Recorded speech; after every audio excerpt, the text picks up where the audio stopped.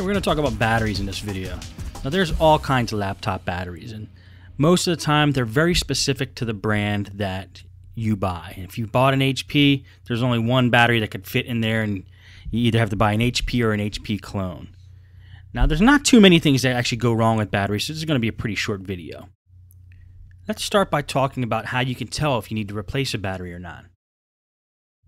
Now, one way to test this is to go into the power options mode in your computer. And you can get to that in Windows through the control panel, power options, and then click on the battery tab and look at what's happening with the battery. It'll tell you if it's charging, if it's not charging, or how much charge is in the battery. Now, if the battery's not charging, let's try to rule out some other things first. Like it could be a bad power adapter, bad AC adapter. So if somebody's using an AC adapter that didn't come with that computer, it might not be putting out enough amps or enough wattage to actually charge the battery, and I've seen Dells do this.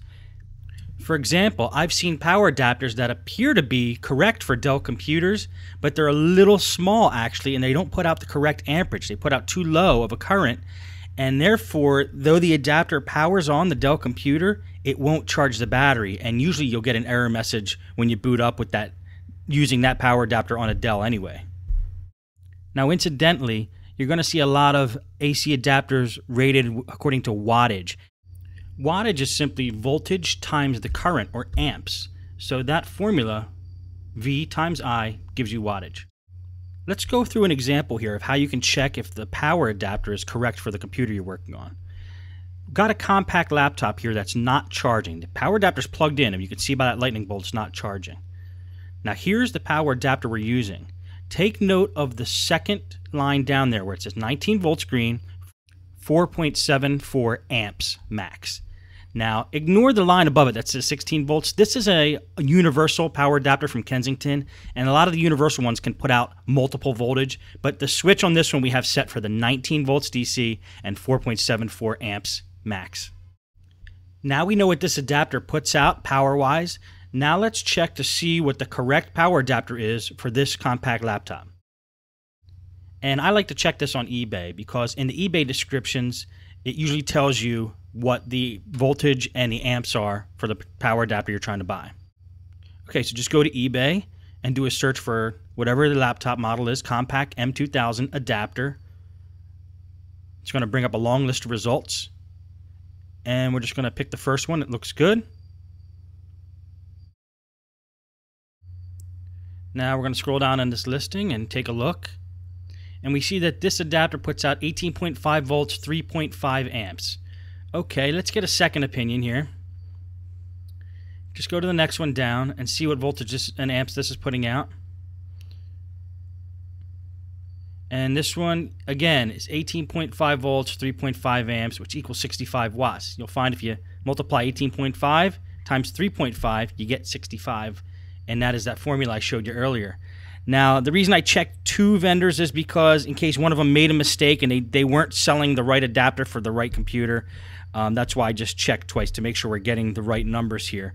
And that's a pretty reliable way of finding out what kind of power adapter that a computer needs just by checking the eBay listings there.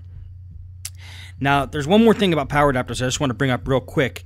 The amps on an adapter that you buy, that, like for example, that one put out 3.5 amps. Power adapters, you could buy one that puts out 100 amps. The amps can be higher than what is required. So that requires 3.5 amps. You could get one that has 6 amps. You could get a power adapter that has 7 amps. You could get one that has 20 amps. And that will still work with that computer. The thing you don't want to be the wrong number is the volts.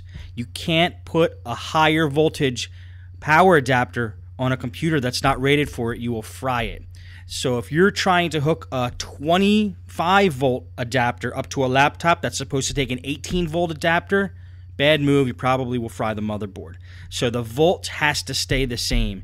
If a computer needs 18.5 volts, then you need to get an AC adapter that puts out 18.5 volts. You don't want to mess with the volts.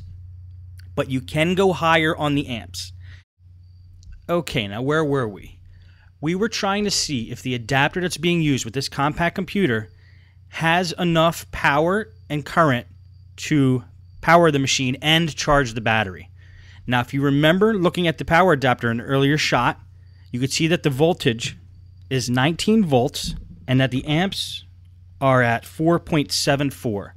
Now this computer only requires 3.5 amps, so 4.74 is higher than 3.5. This adapter does have the capability of powering this machine. Now I know what I said about volts, and this power adapter says it puts out 19 volts and the computer only takes 18.5, but that's close enough that I'm going to let it slide, and that you shouldn't have a problem when it's 0.5 volt. That you're going to find out with most adapters, 18.5 or 19 are about the same. Now, let's go over the situation where if your DC jack on the laptop is bad and is not making a connection to the motherboard, then it might look like the battery is bad as well because the battery's now not holding a charge or even taking a charge. Now, this has happened a lot in my shop with my customers where their DC jack goes bad. They think their battery's gone bad because it's not taking a charge anymore. They go out and buy a new battery, and then they decide to bring their computer in because the battery's still not charging, even with the new battery. That's because the DC jack is bad. You're going to probably run into this a lot, where the battery's not charging because the DC jack is bad, and until you fix that, the battery's never going to charge. So how do you test if your DC jack is bad? It's simple. Plug in the AC adapter, take the battery out of the computer. If the computer doesn't power on, then you know you have a problem with the DC jack.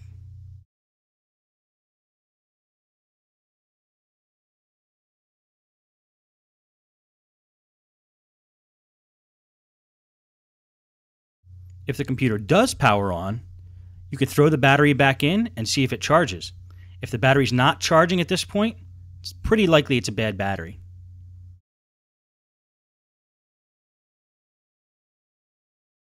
Now, it can also be, but it's pretty unlikely, that the charging mechanism inside the computer, like on the motherboard, is bad. Now, I've done a lot of laptop repairs, and I've maybe seen that one time, so I think that's a very rare situation. So it's pretty safe to say right now that the battery is bad. Now, let's go over some other reasons why a battery won't be charging.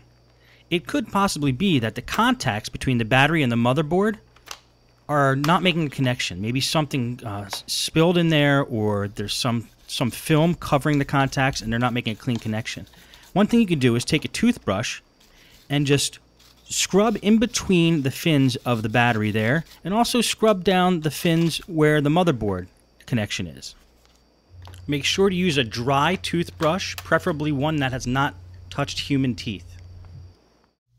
Now, I've also seen instances where there's just some kind of flukiness that's happening with the computer, where if you just take the battery out and you put it back in, it might start charging. Maybe there was a malfunction on the motherboard or some circuit and it wasn't actually taking a charge. Try simple things before you just determine that the battery is bad. You know, reboot the computer, power the computer down, power it back on, take the battery out, put it back in once or twice, and see what happens. Just doing that may fix the problem.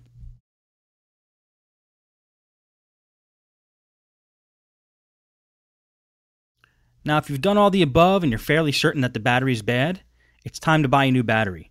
So I'm going to do a walkthrough here of how I buy a battery for my customers or even for myself, and the process that I use to do that. You guessed it, eBay. I love using eBay to buy specialized parts for laptops. It includes batteries, motherboards, screens, and that kind of thing. And here's the process I use to buy batteries on eBay. We're at the home screen of eBay here. The first thing you do is just type in the model number of the computer. This is a Compaq M2000, and then the word battery. We'll probably get a lot of listings for that.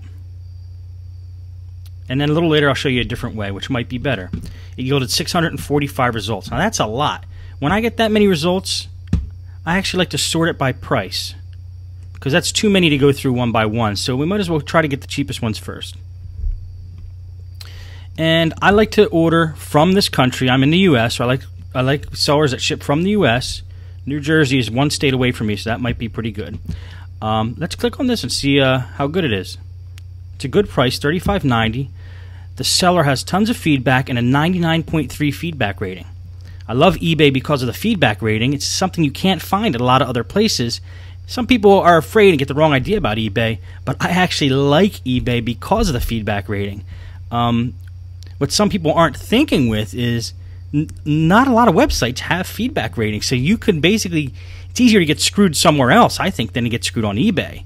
The only way you can really get in trouble is if maybe somebody overtook Optimum Solution as a username here, his account or something, and stole his account and then was trying to scam, but it doesn't really happen often. I buy on eBay all the time. Now, this is a battery for a couple of the models of the compact Batareya, and M2000 is included in there, so we should be okay. Now, this is a fine battery from a third party. This is not HP. So if you want to stay on the cheap side, you could get a battery like this. If you want to maybe spend a little bit more but get a higher quality battery, I would actually look for a compact battery and made by Compact. The way I do that is I search for the word genuine in front of what I typed before on my search, and now we only get 6, but we now have HP batteries. Now here's a compact genuine battery, M2000. See, the problem with genuine is a lot of times you're not going to find new, especially on the older models. The third party will sell you a new battery. This might be a used, so let's see what's going on with this one. And this is a compact battery. And let's see if they tell us, okay, it's great cosmetic condition, excellent working condition. Okay, so this is a used. Now, if you really want to get picky, and there's not enough listings for us to do this, but say we got another 600 listings typing the word genuine.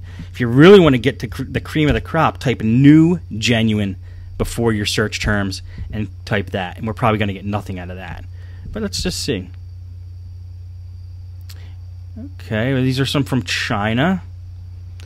4 results found for new genuine. Okay, this might actually be new. Is this the one we just looked at? Genuine compact battery.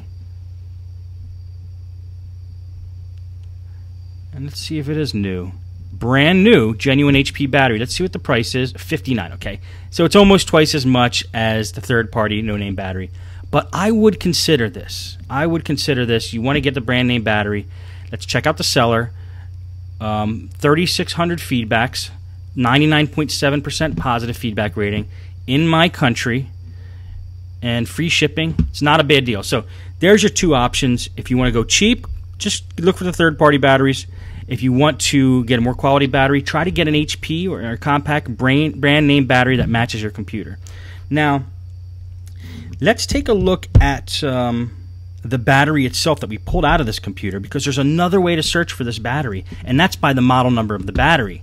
We search from the model number of the computer, but this battery is actually, I'm going to read the model number off now. It's HSTNN-DB17. Let's type and do a search for that and see what comes up. 135 results for that. And again, since there's that many results, let's sort by price. Okay, it's already sorted by price from last time. Here's a $35 battery. Okay, let's do genuine and see if any come up.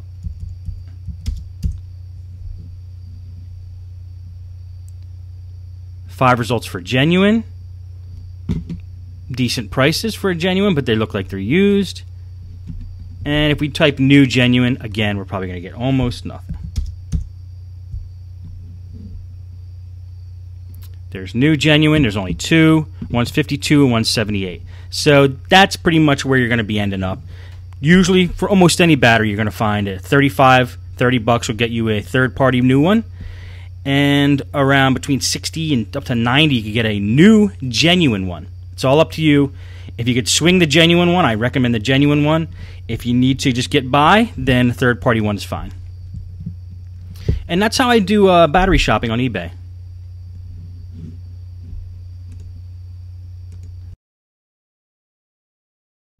This video actually turned out to be longer than I thought, but the last thing I want to talk about now is installing and removing batteries. You got your battery, you bought it on eBay or wherever you got it, got delivered, and now it's time to install it or take an old one out.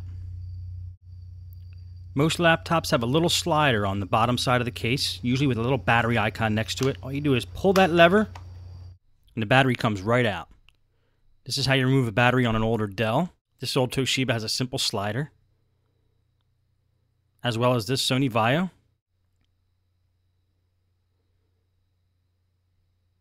Here's a few more with a simple slide switch.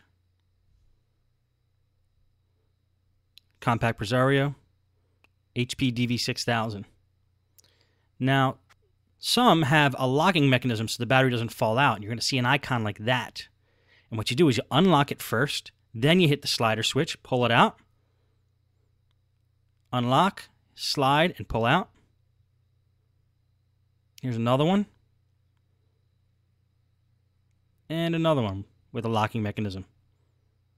Not very complicated. Then to put it back in, just snaps right back in, no problems. And this one you kind of have to angle in. And there you have it for batteries.